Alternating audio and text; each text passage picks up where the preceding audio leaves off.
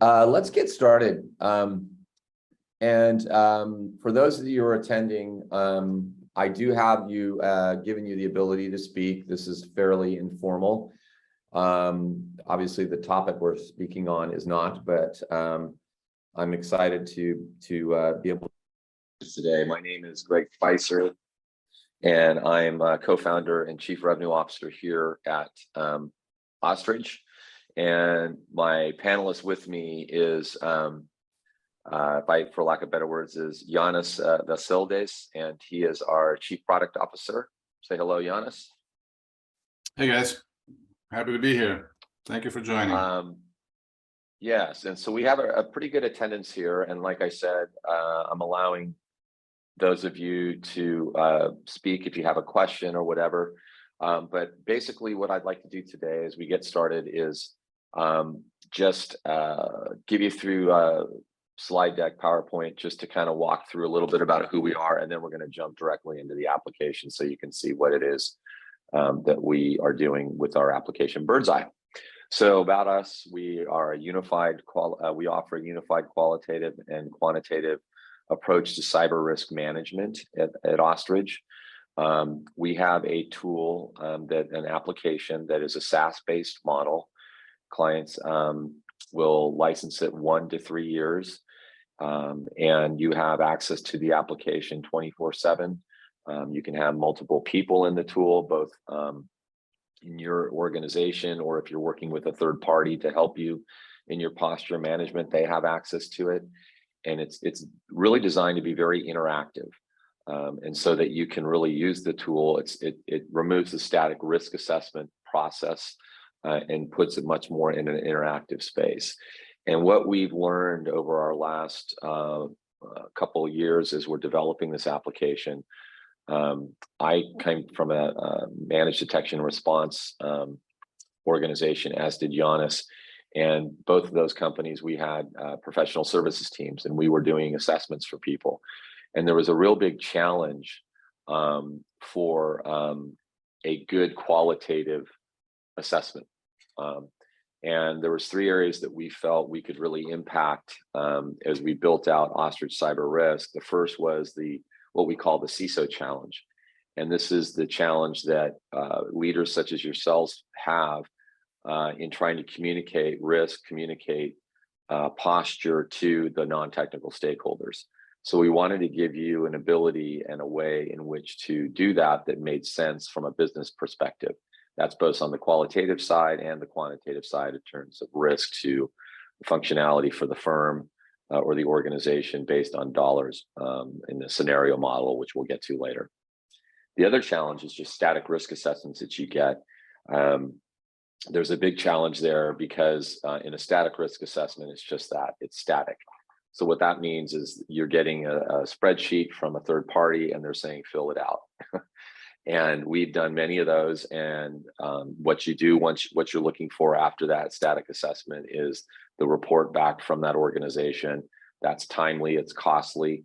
Our tool, just to put it out there for the price, basically of a static risk assessment, in some cases, probably even less, you're getting an interactive tool that not only is giving you a current state assessment, but it's allowing you to build to a prioritization model based on time and money and resources, which we'll show you here in a minute.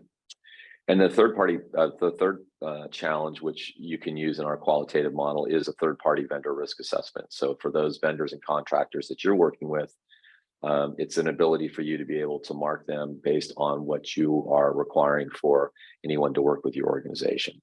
So those are 3 challenges that we feel like we definitely met on the qualitative side. On the quantitative side, basically Gartner and others are talking very much in favor of risk quantification if done right, and if done with other information, i.e. qualitative. Again, it's the objective here is to try to bring in a picture that is as clear as possible. All of this in realm, as we know, is only as good as the data you have, right, for your organization. So the challenge with risk quantification at this point has been, how reliable is the data that I'm using to quantify my risk? Data out is only as good as the data in. And the last challenge with this is that it's just too complicated. So our objective as an organization in these two second and third bullets is to be able to give you good data that you know that you put into the qualitative, and also to make it, as Einstein said, simpler, just not simple, because risk quantification is not simple. But if we can make it simpler for you, then we will be doing what we should do. So what can Birdseye be used for? Basically, I won't go through this, but it's all these things that I've just mentioned, and really however you want to use it as it relates to qualifying the risk in your organization and quantifying it as well, and then being able to build out a program that makes sense for your organization. So you'll see the methodology and how to use the tool today when I walk through it. Is step one is you take a current state assessment. And that can be, you'll see we can break that out by divisions and offices and so forth. Step two is then to define targets that are realistic for your organization based off of that qualitative assessment in this CSF, by setting weights and targets to those subcategories. Then step three is to basically go to the quantitative calculator and be able to use that information that you have, plus some information that I'll explain we give to you, and be able to really quantify the risk in dollars and cents, and do the same thing for your targeting, to provide a true ROI for you on making improvements, remediation, or maybe just saying, hey, insurance is going to cover it. So there's a lot of different ways you can use that and look at that. So I'm going to stop sharing and then bring the application up. And if you do have any questions, please put them in the chat box, and I'll do my best to get there. Or I know we've had some other people join, so I haven't given everyone the ability to ask a question. Let me see if I can go do that now. Okay. Warner, I just gave you ability to ask questions too. So let me now go into the actual application. And Giannis, you can see that? Yes, everybody can see that. Yeah, all good. Okay, great. Okay, so this, I've already logged in, but this is Ostrich Birdseye. And before I get into the setup and everything, we have different buttons over here. This is the qualitative assessment. This is our targeting screen. You'll see all this filled out. This is the overview screen. We have an analysis screen. We have our risk quantification screen and our reporting screen. And I'll hit on all these. So the first thing you're going to do is we have a great onboarding team. We have a client experience team that gets you onboarded, but we also provide video tutorials. We have a user guide. And to be honest, setup takes 20 minutes. If you sign up for the application today, you're up and running tonight if you wanted to be, if we set you up that fast. So it's a very easy application. The focus here was cyber risk simplified. We're trying to bring as much simplification as we can to the process. Once you're signed up and rolling, the first thing you're going to do, which is critical, is set up your business units. And we allow you to do this in two different ways, depending on the size of your organization. One is just set it up as an organization as a whole. You're assessing, you're targeting, you're quantifying off that organization as a whole. For the demo purposes today, that's what I'm going to do. But the powerful way to use it, though, even for a mid-size organization and larger, is the ability to set up a parent company, which is the main organization. But then you can break that out in divisions and subdivisions. So what a division and a subdivision can be is it can be another office, it could be a practice group, it can be a product, it can be an asset, however you want to do that. And our scoring is basically built down from the lowest level, aggregating up, if you want to do it that way. So most of our clients have the parent company set up, and then they're doing it with their multiple divisions. We have one client that has 162 divisions. I mentioned earlier too, just as you're looking at this, that it's a licensed application. So clients are in the tool 1 to 3 years, depending on their license. And the methodology behind this is really to build out program management. And most clients are just setting this up in quarterly increments. You could do it monthly, you could do it weekly, you could do it yearly. And even if you're setting up in a quarter increment, it doesn't mean you just set it and then come back to it at the end of the quarter. You're interactive and you're using the tool throughout the period of time that you have the license. I will mention too that especially for law firms, this is kind of cool, is that our special advisor to our organization, he's on our advisory board, is a gentleman named Arlen McMillan. And Arlen is CISO of Kirkland & Ellis. So we've taken his methodology, some of his methodology, and really incorporated it into the application. And previous people are doing this with spreadsheets and PowerPoints. What we've tried to do is really automate that process, certainly from the qualitative side. So once I've got my business unit set up, the next thing is I'm going to set up my users. We keep this really simple as well. There's two ways to enter a user, either as a manager that has access to all the application, and or a practitioner who has access just to specific assessments and or specific reports. So ideally how you're doing this is you may have a security team of 3, 5, 20 people. You're going to have those assessors basically particular to the organization. Let's say there's 4 of us in this one division. We're going to take assessments. That's step 1. You're going to do your assessments, and we'll get to that in a minute. Then step 2 would be is you would come back, see your assessment scores, and either as the lead or you as the lead with your team would be able to go out and build your targets. And I'll get to that in a minute as well. And that's step 2 of the qualitative. And then from there, you'll be able to really see where you currently stand versus where you want to be for your organization in that period of time. So let's get started. We'll do what I'm going to do for the demo is just answer a couple questions in the identify function, and then go to the targeting, which would be step 2, answer a couple of questions there. Then I'll just show you that'll kind of give you a take on how the mathematics works through it and our algorithms. And then I'm going to clear that out and put in some sample data to show you the rest of the features of the application. Okay. So let's get started. As you can see here, this is nice and clean and neat. It's the NIST-CSF: identify, protect, detect, respond, and recover. So we have our 5 functions. I can scroll down. Here's my 23 categories. And then within each of those categories is the subcategory question. Okay. So I'm going to, like I said, work through here and identify. And if we think strictly of just risk assessments at this point, the challenge with any of these, whether it's NIST, whether it's ISO, CIS, whatever it might be, the challenge is what are they really asking? And the only thing and information that you'll get in a spreadsheet is at the function level. They'll give you a couple paragraphs on what that is looking for, or what that is. Okay. But what we did is once I'm ready to take the assessment, so I'm going to go into category asset management. I'm going to go into the subcategory. Here's my first identify asset management 1 question: physical devices and systems within the organization or inventory. So for starters, we wanted to give as much guidance as possible, so you had a clear understanding, or the assessor has a clear understanding of what they're actually being asked of and looking for here. So we give you a drop down in each one of these to give you a guidance, to give you some really good detailed information. We also show you references to other frameworks that this subcategory is referring to. So in ISO 27001, this subcategory maps to that. Okay.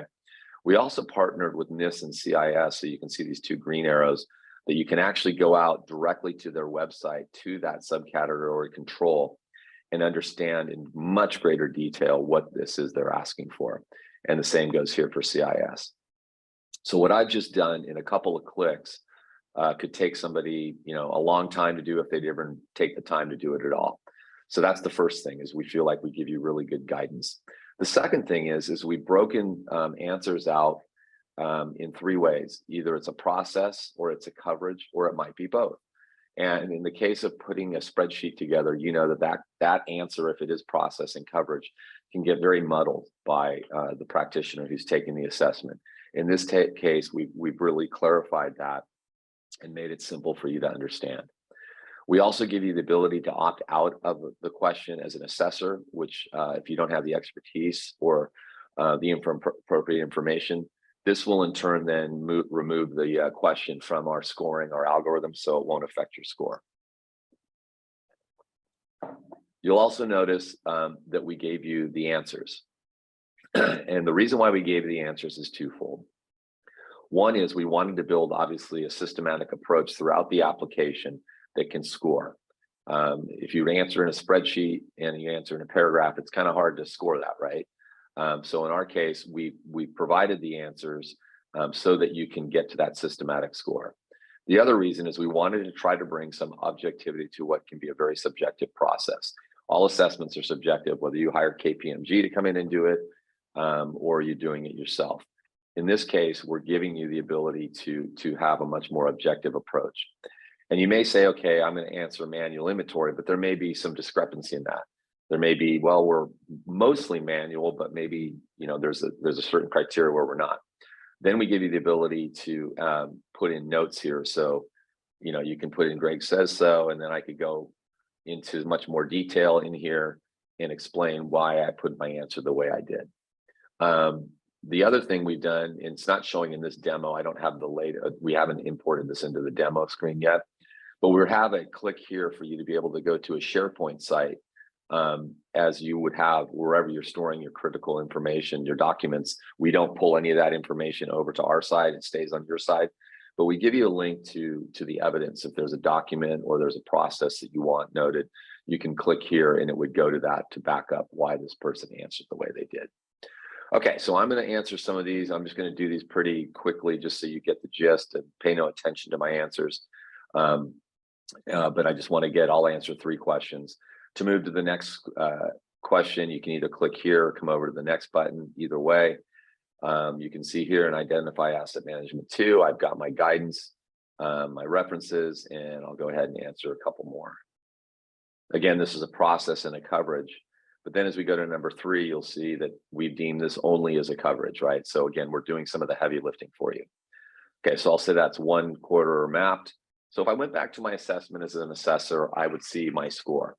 And obviously at this state, I've only answered 3 of 29 questions. I would go through the whole process. And I'll say too that we've designed this so that obviously you can stop and you're not done. You can come back to it later. That's not a problem.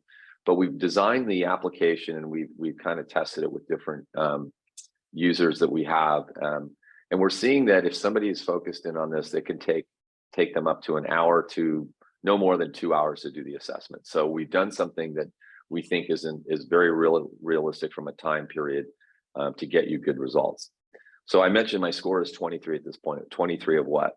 Where our default scoring with Birdseye, if you didn't do anything in the targeting, is at 100, meaning you would answer each subcategory at its highest level of resistance or strength, if you will. That's great, but that's a static risk assessment. It's not reality if you want to build out a program.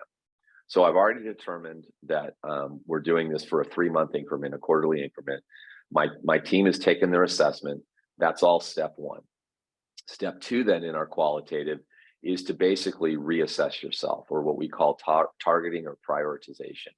What I'm doing here is I'm looking at the application, or looking at our posture, I should say, and saying, okay, what is realistic for us based off of our budget, based off of our resources, based off of the time period, to where we need to be in that specific function in those categories and subcategories. So now I go in, as you can see, the targeting screen looks very similar to the assessment screen, but we've given you some different detail here. And again, what you're basically doing here is you're reassessing for the future. I still have my guidance and references here, which is critical because particularly here, I think this is very valuable because you are pausing as a leader now saying, okay, I'm building out our posture.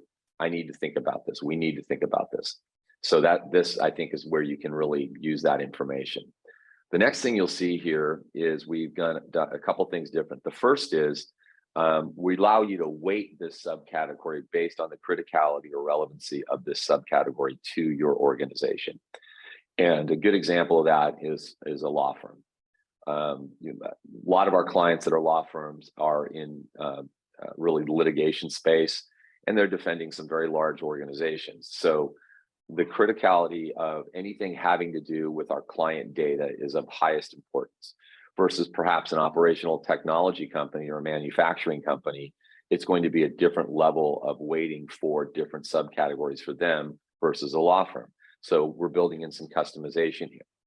The next thing we do is we give you a peer comparison. This is an anonymous data lake that we have within the application of our current client base.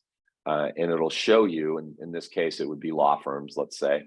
And we use the NACS standard 20 industries that you get set up ahead of time. When you're being set up, you're going to set up the type of organization you are, your size, and your revenue. And you're able to see where your peers have scored in the assessment. This is all anonymous data to you. It's obviously our client base. If you want to opt out of this, you can. I will say that every one of our clients to this point have wanted this information. And what it's showing me here is that 70%, 70.5% of my peers in, let's say, legal have answered this as a manual inventory. We know definitely in speaking to Arlen and other leaders in cybersecurity at law firms that board of directors and chief financial officers at your organizations want to know where your peers are scoring. So this is just helpful as you're trying to think through, okay, may not mean that it's a good answer that everyone's answering 70.5, but at least you get an understanding of where your peers are at. Lastly, what we show in here in the targeting screen is we show you where all your assessors within this organization, or it could be a division or subdivision, have scored. So in this case, I'm the only one that's taken the demo, but you can see here that Greg answered manual inventory. So let's say Giannis, myself, and Joe Lynn were taking the assessment. Greg and Giannis answered manual inventory, and Joe Lynn, I would see here in the disk, answered manual or automated inventory plan. Then I would get the opportunity as the leader to go, okay, well, why is there a discrepancy here? Click into Joe Lynn's report, or maybe she's in the meeting with me, and have that discussion. And maybe Joe Lynn's right and Greg and Giannis are wrong.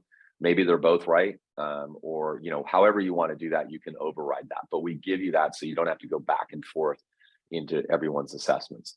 So once that I've got this information, I'm ready to kind of go and start doing my targeting. So I'm going to say this is a high priority for us just for the demo purposes.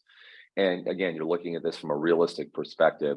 So realistically, in 3 months, I want to have this at least being built. Okay, so I click there, and you're going through the same process through the targeting screen or through the targeting piece as you would the assessment, but with much more greater detail for the future. So let me do a couple more of these, and I'll just say automated inventory being built. Say 3/4 inventory, and I think I did 3 questions, so I'll do 3 on the targeting. Okay, so now I've built out a target. Again, we're not complete, we know that, but just for the sake of showing you how the methodology works. So now I see that I've lowered the bar from 100 to 64, saying that we need to be at a score of 64 in the next 3 months. That would be good cybersecurity for us, for our program management, for our posture, and where we're headed as an organization. And you can see here then, and you would obviously do that for all these. You could see here then, though, if I was an assessor looking at this and the target was already set up, you see that the math has already done it for you. We were at 20 or 22% when we were basing it off of a 100 score. Now we're basing it off of a 67 score. So my percentage has gone up on 36% of the way to our target of what we built out. So let me clear that. That is the methodology of how you would work through the tool. Now let me clear this out and just put in a complete assessment to show you what an end result would look like in the qualitative side. So I'm just clicking back into targets. This shows you went through your targeting exercise. And so we've got target scores of 85, 60, 25, 28, 63. If I was an assessor, I'd now be able to see how this is as an individual assessment. I would be able to see how I rank up to our targets for that period of time. But the power we want to give is really in the overview screen. And this gives you a complete view of the process that you just went through, whether it's for the organization as a whole or it might be a subdivision. And what is this telling me? Well, first things first is we've noted kind of 3 areas that you can look at. One is a check mark, meaning you're 90% or above on the way to your target. A cautionary is 70 to 89%. And then a red X is below 70%, okay? So let me show you first up here on the hover over on the overview. This is of the entire scoring for that division or organization. We've added up all the assessments that have been done and averaged those out. The score of all those people who've done it is 47 for the organization. The target score overall for the organization in that 3-month period is 62. And then we give you your percentages both to the target of weighted and unweighted. And I'll explain how that looks in just a minute here. So that's my overview, but then I can go in a greater detail to look at each function. And the objective here on our overview screen is to give you a 30-foot view, but also give you the ability to drill in at a very low level if you want. So here's the same functionality here with the hover over, but with one difference. You can see here that this is a low, medium, and high. We have these different notations, excuse me. Low means that we took the average of all your weighting that you did for all those subcategories and average those out either to a low, medium, or high. So in this case, for respond, I see we're scoring good. We're 95% of the way there, but it's a low priority for us. So in that case, that's good. But in contrast to that, I can look at detect. Detect is a high priority for us based off our averages, and we're scoring very low. And so what this does is I can click directly into that icon, and then it'll take me down to detect. And you can see here, I could go through and look at all my assessors. In this case, it's just dummy information. So, a lot of my team have not ever taken their assessments, but I can go into Greg's and take a look at Greg and see if I want to drill in from this perspective, and how Greg assessed, right? So the overview screen is wonderful because it gives you the ability, like I mentioned earlier, to just get a good overview, but then also to help you in your process of getting to your next phase or your next step towards your targets very easily. This is a good screen. People are using this. You may use this in a board level meeting. It may be too much information. I just got off a call with a large food manufacturer, and they're talking to their risk people, and they're like, well, we don't want certain people to see the overview screen. That's great. You don't have to. You can use it just for your team if you want. But if you wanted to do something maybe a little more at a higher level for your board and so forth, you can go to our analysis screen. And the analysis screen is basically taking the same information from the overview screen, but just making it a little more simpler looking at. So here it is, my 5 functions of NIST CSF. Here's our summary of NIST CSF. And you can see on the outside black line of each icon is scoring at 100, which we know we're not trying to do at this point. The internal light gray line in each icon is actually where you've targeted, and the internal color corresponding to that icon is exactly where your assessments averaged out to be. So this is all updated in real time, just like the overview screen. So if you went in and changed something in the assessment or in the target, it would reflect right here. Again, we think this is a very good screen to use for that board level meeting or a non-technical stakeholder meeting, like a CFO or somebody in that category, just to be able to give a good overview in a way that everyone can understand. Lastly, what I want to show you in the qualitative is our reporting mechanism. So we designed the reporting to be something that's effective, that you can get real-time information on a quick basis. One of the challenges, even if you're looking at just from a static risk assessment standpoint, is when you're working with a third party in that, getting reporting out from them can be very laborious and time consuming. We've made this so that, one, you have a history of all the reports you've generated with the title here. These don't have a title, but you would if it was your own personal application. We also give you the date that last report was run, so you have a clear understanding of that. But then to generate a report is really simple, and this is actually being done in real time as I speak. We give you the ability to generate a report. And if I want to save this, I come down here, I hit the save, and I could name the report and it would be saved. But we give you the report in 2 ways. We give it to you in a PDF so that if you had to print and go or download and go, you can do just that. And we also give it to you in a PowerPoint because we know you may want to edit it or put it into your own template or take stuff out or put stuff in, however you want to do that. But it follows in the same process in the PowerPoint as it does here in the PDF, where we give you an overall risk summary of your organization. This would have more detail in a live report. We also give you some screenshots from the application itself. And then we drop down, in this case for NIST CSF, into each function, each category, each subcategory, with then your current answer that's in the assessment. And how we do this from an aggregate standpoint is if everyone answered manual inventory, but 2 answered automated inventory planned, we would default to the lower level just because we don't want to set any false premise on there. So I can see what my current answer is based off of the team, what our targeted answer wants to be in that 3-month period, and then we give you any recommendation to reach the next level of that target.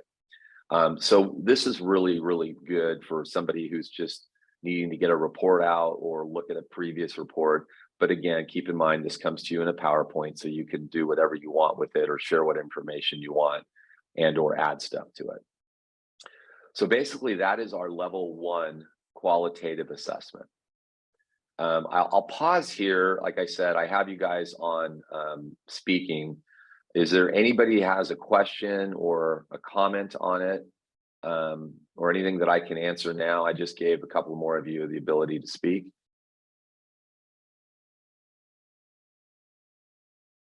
Okay, I'll leave it at that. Giannis, do you have any comments before we drop into the quantitative piece that maybe you want to say from a product standpoint?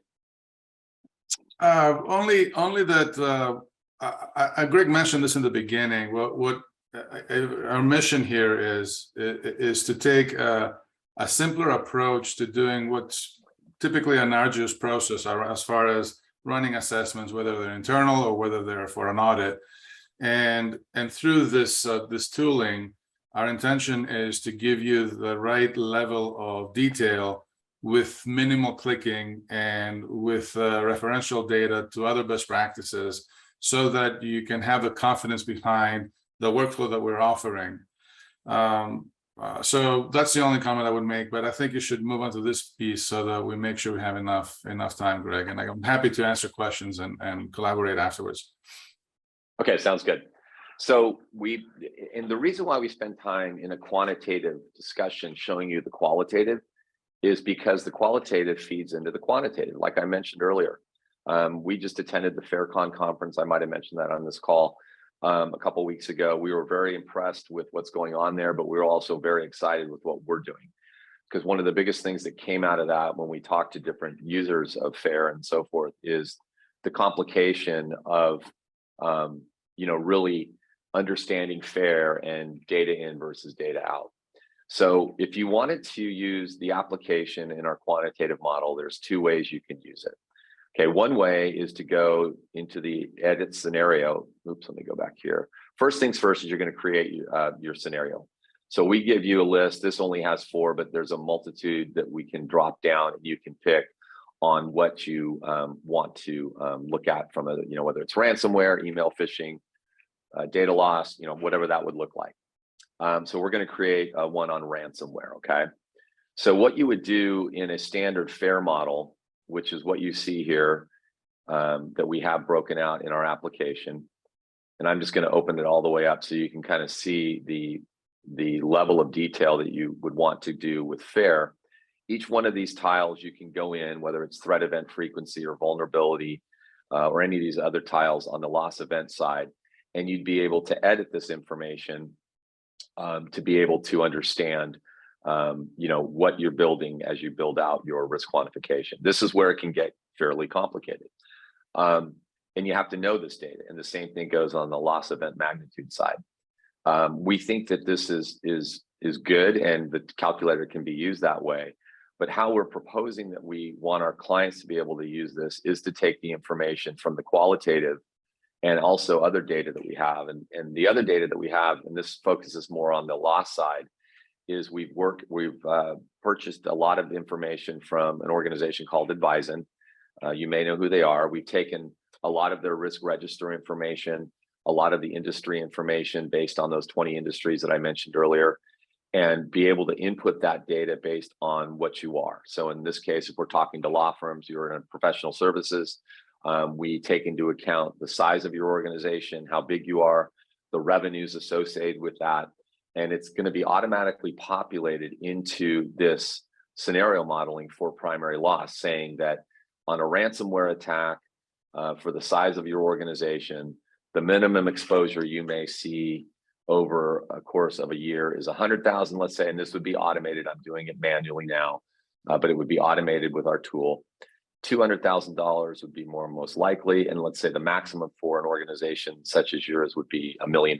Okay, I will not today get into some of the more statistical pieces of this by choosing, what kind of lambda or what kind of confidence factor are you, but we always keep it at the default as a low, and the probability distribution output that we use is beta perk for this demo. Okay, so that would be automatically populated on your primary loss magnitude.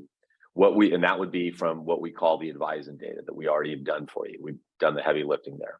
When it comes to the loss event frequency piece, what we'd really want to do from the qualitative assessment is give your vulnerability inputs, and based on how you scored in the assessment, right, we would translate that information into a probability factors of a minimum, most likely, and maximum of what would happen. Okay, so in this case, again, this would be automatically populated. I'm going to say it's 20% here as a minimum likelihood, most likely is 40%, and a maximum likelihood would be 90%, let's say, okay? And again, the same parameters go here with your confidence factor and your probability distribution. So when you would come into the tool, basically these two screens would be the green would already be filled out, the data would be saved, and then you would run the scenario off of your current state. We give the ability to run a minimum of 1,000 simulations and a maximum of 1,000,000 simulations. Think of this like taking a die and rolling a die. And what's the probability of what numbers are going to come up? If I roll a dice 1,000 times, I'm going to get a probability distribution. If I roll it 1,000,000 times, I'll probably get a closer to scenario of what the probability would look like, right? But for the demo's sake, and really we still feel very confidently that 1,000 simulations is very concise and will give you the information you want. So from this standpoint, then you're going to run simulation, and what it's going to show you is a couple different things. Most importantly, it's going to show you what your minimum exposure is for this year. This is one event for 1 year, and it's a ransomware attack. On the current state of how we're set up as an organization, the expectation is that you would have $158,000 minimum exceedance to be hit. You'd have a maximum of 1.9 million, and the average is 644,000. What is that showing down here? This is showing me in the histogram, it's showing me the number of observations on the y-axis versus the annual loss expectancy on the x-axis. So this is basically showing you in the 1,000 times that I rolled that dice, what the distribution looked like, okay? We take that information and we populate that into a loss exceedance probability curve, which is basically saying I'm 100%, or 99% likely to lose this amount of money, and I'm almost 0.1% likely to use 2 million or 1.91 million, right? We took this information just to make it cleaner and easy for you and put that into a risk percentile table for you to be able to see, which is basically the same information here as it is over here. So what this is doing is our objective here is to really simplify the process as much as possible for you to not only look at a qualitative piece of how you stand, but a quantitative piece. Now, the other cool thing about this is run on the assessment, right? What you can do then is run the same simulation off of your target or your prioritization that you have in the application, and that's going to give you a true ROI on where you are today versus where you want to be. What that does is that gives you the ability to maybe make updates and realize that, okay, we thought this was a bigger priority for us as far as what our loss would be. It's really not. Maybe we don't need to focus in that area as much as we thought we did, but there's another area that we see that there is a much more loss exceedance probability that we weren't originally thinking was. So what you're doing here is you're using the tool both from the qualitative and quantitative piece to go back and forth to help build out that posture management as you focus on risk more so than just controls and more CrowdStrike on the endpoints or better firewall management or whatever that is as it relates to the technology piece. But we're trying to bring this into a clear view from certainly a cybersecurity posture, but also from a financial risk posture for the organization. And everything that we're hearing and the analysts that we talk to at Gartner and Forrester and other security leader spaces is this idea of getting a good risk quantification that makes sense for the organization, that's also easy to understand for those non-technical stakeholders. That really brings me to the end of the demo portion of this. Certainly would love to have a further conversation if you have questions. I don't see anything in the chat box, but perhaps maybe those of you who are on the phone, if you have some questions that you'd like to ask, I've given you permission to ask or speak. I'd be happy to answer any questions, and or Giannis would as well.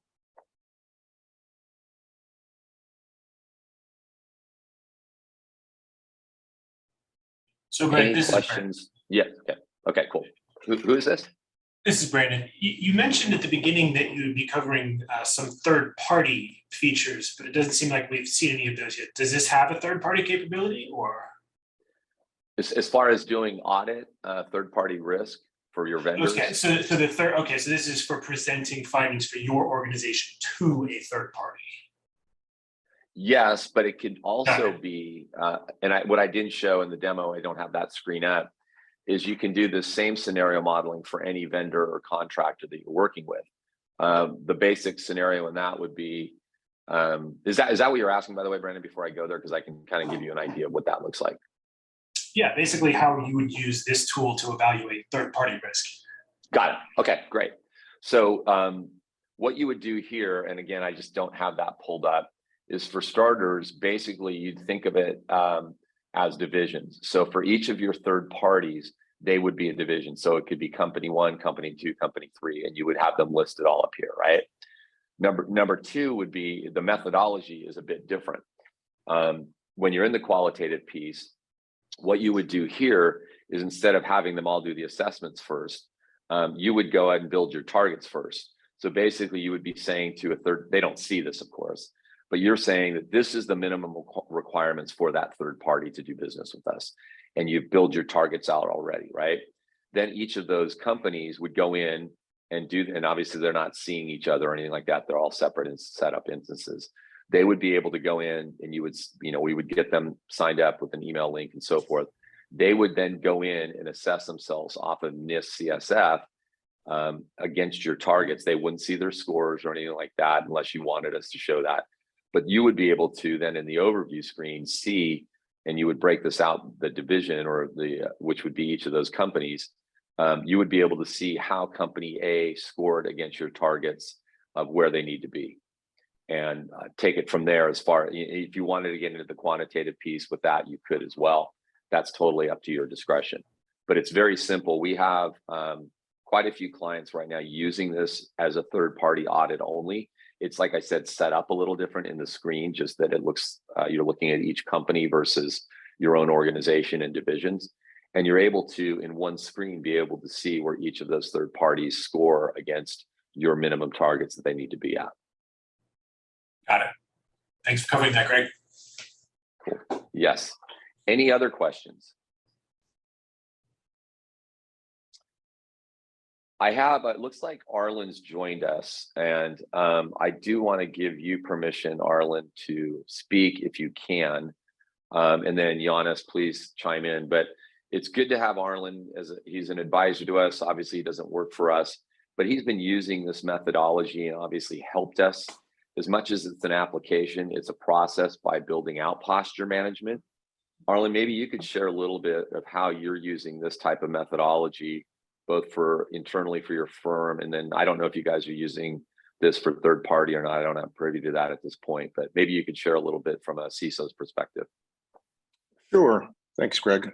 Put me on the spot. So off the cuff here. Love to do that. Love to do that. Yeah, here we go. So this begins to answer, right? And I'm going to get maybe a little higher level here, but using a product like this, using this methodology begins to answer some of the higher order questions that security leaders, CISOs, typically really struggle answering, right? And that is why should, and this comes from a CFO, CEO, COO, CIO, why should I be doing this list of projects? Why should I be investing in X, Y, or Z initiative? And you can have that conversation around identity management. We have to manage our credentials in this way, or I need to do patch management and inventory better. You can have these technical conversations, but I think anybody that has tried to do that, really, it's not very effective. People's eyes glaze over, but you're still not answering that higher order question. How does this fit into a wider security program and drive to why I need to make this investment? So this type of assessment work using NIST CSF, industry standard, widely accepted, begins to really provide you that platform off which to have that higher order conversation of why the program looks like this. Where are we today? Where are we going tomorrow? What are my gaps? And what are the projects I'm going to use to fill those gaps? It is a risk-based conversation. It is a strategic, it is a leadership level of conversation to really drive to developing your tactical program project list year over year. And this is, I guess, a perfect time of the year. Now we're starting to look at next year and what our projects are going to be. I really came to this over many years of really just trying to answer that question: why this list? Are we secure? Where are we today? Where do we want to go tomorrow? I developed a very similar methodology. It took me many, many years to get there. Ostrich is doing it now. So, that's my perspective on all of that. I guess I'm happy to answer any questions if anybody has any. Greg, did I miss anything in there? No, I think it's great. I mean, and I mentioned that earlier about, your methodology. I don't know if you were on at that point, but as much as the application is worthwhile, it's also how you use the application. And we've, consulted with our client base that this is the way to do it. Certainly, people are free to do it in different ways, and I know we've had discussions with you on that. Like, what is the proper way to do it? And it seems to resonate because just one, the methodology makes sense. I think that the thing that I hear best about when I do multitude of these demos is, one, the simplicity of the methodology, or the logic. The logic of the methodology, I should say, and two, the UI. We get a lot of good compliments on the UI. It's not a perfect product by any means, but it's easy on the eyes. It's easy to get through, and it makes sense. Yeah, you pulled back from the word simplicity. I'm going to actually underline it. And I know why you pulled back on it. It's not simple, right? But there is simplicity. I think we all have, CISOs, security leaders love their spreadsheets. And I think we all have just abundance of spreadsheets we've tried to use over the years to express risk and to track risk. And it could be as simple as risk registry. It could be something a little bit more complicated, but we all love our spreadsheets. Well, that's complicated. Taking it out of that complicated and bringing it into an easy to use online SaaS solution, that's simple. It's not simplistic, right? But it makes that whole process a lot simpler. So I think that's a huge advantage. I've been in the business for over 25 years, leading security programs, City of Chicago, United Airlines, now where I currently am in a law firm. Used a lot of different techniques, and this is, boy, is it effective. Works well. Thank you. Yeah. Any other questions? No, we're coming up on the hour. Giannis, anything else you want to mention? And I'll wrap us up here. No, well, not about the demo itself. The only thing I would mention, being a product guy, is that we're continuously working on improving, what we showed you today, particularly around what Greg referred to as filling out this cyber risk quantification simulator with values, suggested values, instead of requiring you to have to go and do all that. Which requires a lot of expertise in the FAIR model and how the calculations would be used. So that's one big aspect. And then also we're working on, instead of looking at this from an assessment perspective, we're also looking at it from a threat perspective. And what we mean by that is, if you flip it on its head, a more practical approach to understanding your level of security or your posture based on a particular threat scenario end to end. So for example, we talked about ransomware for the purpose of understanding a potential dollars and cents implication of a breach. We want to use that methodology across the assessment process itself, so that you're scoring yourself for particular threats that are relevant to your industry, or more predominant in your industry, from the assessment perspective as well. So areas, for example, of the assessment that may not pertain to the threat, you may not have to worry about answering. So while you still always have the option to take the full assessment, There are some other ways we're looking to optimize the way you work with Birdseye in order to pinpoint on specific things you're most interested in. So these are the things we're looking at, overlaying on top of this main workflow that will be coming soon. Thank you.